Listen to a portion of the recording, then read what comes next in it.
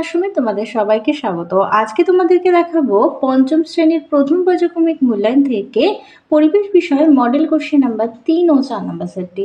তাহলে চলো আর দেরি না করে এবার দেখে নিই। প্রথমেই দেখো একের এক দাগে আছে ডট চিকিৎসা করতে হয় যক্ষা রোগের জন্য। একের দুই যে মাটিতে বালি আর কাদার প্রায় সমান সমান সেটি হলো দোআঁশ মাটি।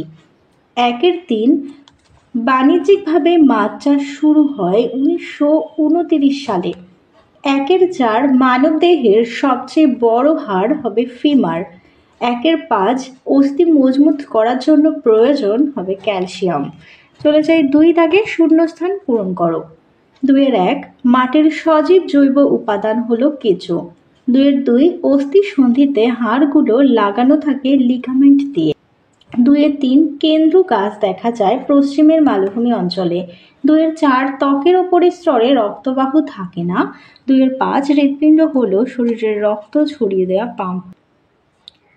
তিনে আছে সত্য বা মিথ্যা নির্ণয় করো। তিনের এক এঁটেল মাটিতে কাদার পরিমাণ সবচেয়ে বেশি সত্য। আর দার্জিলিং এর পার্বত্য অঞ্চলে ধাপ কেটে চাষ করা হয়, এটাও সত্য। চলে যায় চার দাগে। চারের এক কোচবিহারের একটি বিলের নাম রশিদ বিল। চারের দুই আকর্ষকী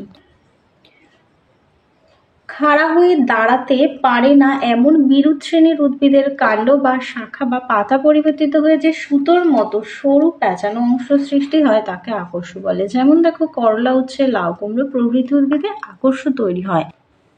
এরপরে আছে দুটি অমেরুদণ্ড প্রাণীর নাম হবে কেঁচো, কেন্ন।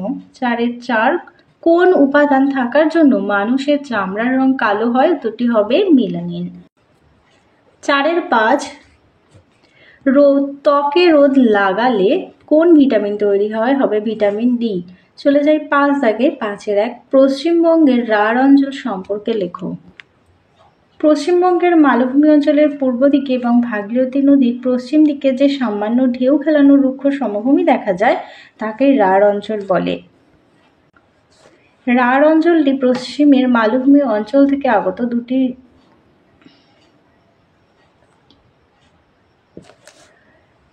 রাঢ় অঞ্চলটি পশ্চিমের মালভূমি অঞ্চল থেকে আগত নদী সমূহের দ্বারা বাহিত পলি সঞ্চয়ের ফলে সৃষ্টি হয়েছে। দুই অঞ্চলটি পশ্চিম থেকে পূর্ব দিকে ঢালু। সাধারণভাবে অঞ্চলটিকে সমভূমি বলা হলেও এর উত্তর ও পশ্চিম ভাগে কিছু উঁচু নিচু বা তরঙ্গায়িত ভূমি দেখা যায়। আর রাঢ় অঞ্চলের অধিকাংশ স্থান উর্বর দোআঁশ মাটি দ্বারা আবৃত। এরপরে আছে বাড়িতে কিভাবে ওয়ারেস তৈরি করা হয়। প্রথমে জল 20 মিনিট ফুটিয়ে ঠান্ডা করে নিতে হবে। এরপর এক গ্লাস ওই ফোটানো জলে 1 চামচ চিনি আর 1 চিমটে নুন দিলেই তৈরি হয়ে যাবে ওয়ারেস।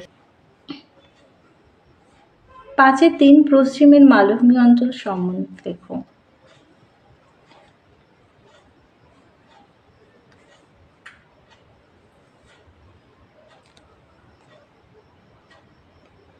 পশ্চিমবঙ্গের পুরুলিয়া জেলা, বাঁকুড়া, পশ্চিম মেদিনীপুর, বীরভূম আর বর্ধমানের পশ্চিম দিকটা নিয়েই পশ্চিমবঙ্গের পশ্চিমের মালভূমি অঞ্চল অবস্থিত।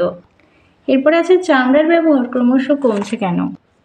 বর্তমানে চামড়া ব্যবহার করলে পশুরা মারা পড়ে ও তাদের অস্তিত্ব বিপন্ন হয়। চামড়ার বেশি ব্যবহারে পরিবেশ দূষিত হয় আর চামড়ার কারখানা থেকে নোংরা বজ্র পদার্থ জলাশয়ে পড়ে এবং জল দূষণ ঘটায় এবং হাওয়ায় দুর্গন্ধ ছড়ায়। 5-এর 5 ফোসকা কিভাবে পড়ে। শরীরের কোনো স্থান পুড়ে গেলে ওই পোড়া স্থানের চামড়ার ওপরের স্তরটা গরমে মরে যায়, তখন নিচের স্তর থেকে জলীয় তরল বেরিয়ে আসে। এই জলীয় তরল দুটি স্তরের মাঝে জমা হয়, ফলে স্থানটা ফুলে ওঠে এবং ফোসকায় পরিণত হয়। এরপরে আছে জল শোধনের দুটি উপায়। জল শোধনের দুটি পদ্ধতি আছে, যথা প্রাকৃতিক পদ্ধতি আর রাসায়নিক পদ্ধতি। প্রাকৃতিক পদ্ধতি বাতাসের অক্সিজেন জলের নোংরাকে ভেঙে দিয়ে এবং বিভিন্ন জলজ প্রাণী জলের নোংরা খেয়ে জলকে প্রাকৃতিকভাবে শোষণ করে। রাসায়নিক পদ্ধতি দেখো পটাশিয়াম পারম্যাঙ্গানেট বা ওই জাতীয় রাসায়নিক পদার্থ জলে মেশালে রাসায়নিকভাবে জল শোধন হয়। এবার চলে যাই 4 নম্বর মডেল সেটটিতে। 1-এর 1 দাগ গন্ডারের খড়গ আসলে হবে জমাট বাঁধা চুল। 2 সাহেববাদ অবস্থিত, উত্তরটি হবে পুরুলিয়ায়। 3 কাদার ভাগ বেশি থাকে, উত্তরটি হবে এঁটেল মাটিতে। 4 মাটির সজীব জৈব উপাদান হলো কেঁচো। 5 রোদে ত্বকে রোদ লাগালে তৈরি হয় ভিটামিন ডি। পরের প্রশ্ন, নদীর বাঁকে খানিকটা জায়গা নদী থেকে আলাদা হয়ে বদ্ধ জলা হয়ে যায়, একে বলা হয় বাওর। আকর্ষ হলো গাছের পাতা। তারপরে দেখো শূন্যস্থান পূরণ। 2-1 নখের রং ফ্যাকাশে হয়ে যায়, রক্তাল্পতার লক্ষণ। আর কাঁধ থেকে কনুই পর্যন্ত হাড়ের নাম হিউমেরাস। আর যক্ষার রোগ প্রতিরোধে শিশুদের ডট চিকিৎসা করা হয়। শিঙি মাছের আঁশ নেই। 2-5 পটাশিয়াম পারম্যাঙ্গানেট দূষিত জিনিস তাড়াতাড়ি ভেঙে বিশুদ্ধ করে। 2-6 হাড়গুলো অস্থিসন্ধিতে লাগানো থাকে লিগামেন্ট দিয়ে। 3 আছে নিচের প্রশ্নগুলোর একটি বাক্যে উত্তর দাও। 3-1 স্টেথোস্কোপ কি? ডাক্তারবাবুদের ব্যবহৃত একটি যন্ত্রই হলো স্টেথোস্কোপ। এই যন্ত্রের সাহায্যে ডাক্তারবাবুরা বুকের মধ্যে থাকা হৃৎপিণ্ডের ধুকপুক শব্দ শোনেন। পরের প্রশ্ন, নখে নোংরা জমে থাকলে কি হতে পারে? নখের যত্ন না নিলে বা নখ অপরিষ্কার রাখলে নখের গোড়ায় নোংরা জমবে, যেখানে জীবাণু বাসা বাঁধবে এবং পেকে গিয়ে পুঁজ হবে। ফলে প্রচণ্ড ব্যথা হবে, যন্ত্রণা করবে। এই অবস্থাকে নখকনি বলে। এছাড়াও নোংরা নখযুক্ত হাত দিয়ে খাবার খেলে জীবাণু দেহে প্রবেশ করবে এবং বিভিন্ন রোগ সৃষ্টি করবে। পরের প্রশ্ন দেখো, হাওড়ার জলাভূমিটির নাম হলো সাঁতরাগাছির ঝিল। পা নেই এমন দুটো প্রাণীর নাম সাপ, কেঁচো। এরপরে 4 দাগে চলে যাই। 4-1 মাটির নিচের জল যথেষ্ট ব্যবহার করলে কি হবে? মাটির নিচের জল যথেষ্ট ব্যবহার করলে পরে টিউবওয়েল আর পানীয় জল উঠবে না, অর্থাৎ পানীয় জলের সংকট দেখা দেবে। আর মাটির নিচের জলস্তর অনেক নিচে নেমে যাবে, ফলে টিউবওয়েল দিয়ে জল উঠবে না। শুধু পানীয় জল নয়, চাষাবাসে ব্যবহৃত জল, অন্যান্য কাজে ব্যবহৃত জল পাওয়া যাবে না, অর্থাৎ জল কষ্ট দেখা দেবে। অধিক ব্যবহারের ফলে মাটির নিচের পানীয় জল দূষিত হয়ে পড়বে। পরের প্রশ্ন, ত্বকে মেলানিনের কাজ কি? সূর্যের অতিবেগুনি রশ্মি শুষে নিয়ে ক্যান্সার আটকায়। আর ভিটামিন ডি এর কাজ লেখো। এটি হবে রিকেট রোগ প্রতিরোধ করে। রিকেট রোগ প্রতিরোধ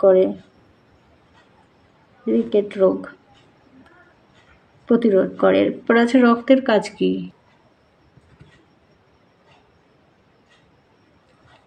সারা শরীরে অক্সিজেন ও প্রয়োজনীয় পুষ্টি পদার্থ পৌঁছে দেয় রক্ত। দেহে কোনো ক্ষতস্থানে জীবাণু ধ্বংস করার জন্য ওই স্থানে রক্ত পৌঁছে যায়। কলাকোষ থেকে কার্বন ডাই অক্সাইড ও অন্যান্য দূষিত পদার্থ রক্তের মাধ্যমে অপসারিত হয়ে নির্দিষ্ট অঙ্গে পৌঁছে যায়।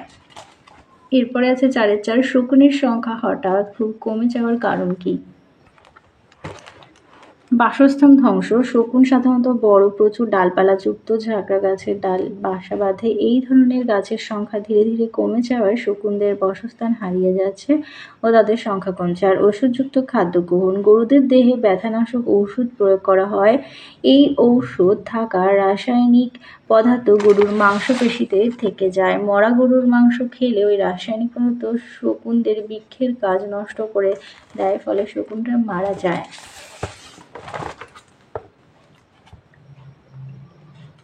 এরপরের প্রশ্ন, মাটির নিচের পানীয় জল কোন কোন কাজে ব্যবহারের ফলে নষ্ট হচ্ছে?